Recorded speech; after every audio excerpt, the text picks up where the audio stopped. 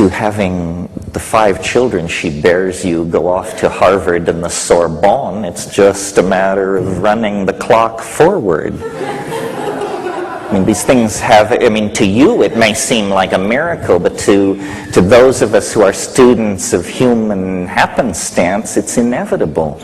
I mean, you can launch your story. And I've, you know, in the course of taking psychedelics and looking at my life and other people's lives and narrative, I think that the secret of, I don't want to say anything as pretentious as transcendence or enlightenment, but the secret of taking hold of one's destiny is to understand that one is a character. A character is a different thing than this model you inherit out of the idea that you're a 3-dimensional animal inside a democracy with a Christian heritage and you know, a Dewey Decimal cataloging system or whatever. Anyway, these are some of the notions that occur to me in the context of comparing dream on many scales.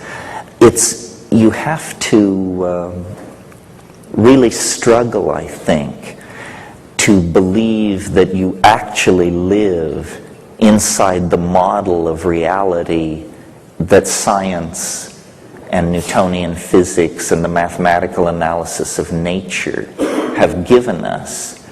You know, not to get too philosophical here, but for positivist philosophers, everything that is important, color, feeling, taste, tone, ambition, apprehension, appetition, these things are called secondary qualities.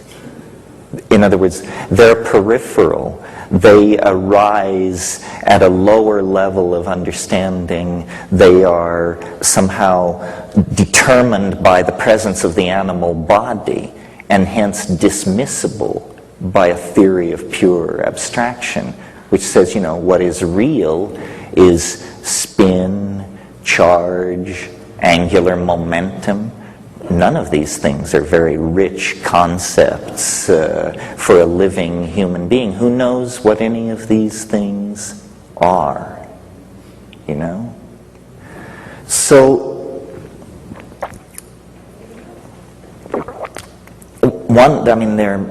we don't have time in a situation like this to explore all the implications of this dream analogy that I'm pursuing. But one that interests me is the plasticity of time in the dream. And I think I would argue, as the devil's advocate, that it is the plasticity of historical time and the acceleration, the sense of an out-of-control spin up or spin down into new domains of possibility that is the strongest evidence present at hand that we are in some kind of dream. I've struggled my whole life with, I've always believed, or I've always felt the power of the statement, the world is made of language. But of course, you think about this proposition for 30 seconds, and the question that arises then is, if the world is made of language, then why isn't it the way I want it to be? You know, why does it have this prepotent momentum for its own, it has its own raison d'etre, even if it is language? Well, I think it's appropriate to speak of this to an audience as digitally sophisticated as I assume you must be. I think the primary insight that has been secured here at the end of the 20th century, the primary contribution of 20th century thinking, if you will, is to have understood finally that information is primary, that this world, this cosmos, this universe, this body and soul are all made of information. Information is a deeper and more primary concept than space, time, matter, energy, charge, spin, angular momentum. The world is made of language. The implication for the digerati is that reality can therefore be hacked. If reality is made of language, then what we're saying is that it's code. And if it's code, then it is far more deeply open to manipulation than we ever dared dream.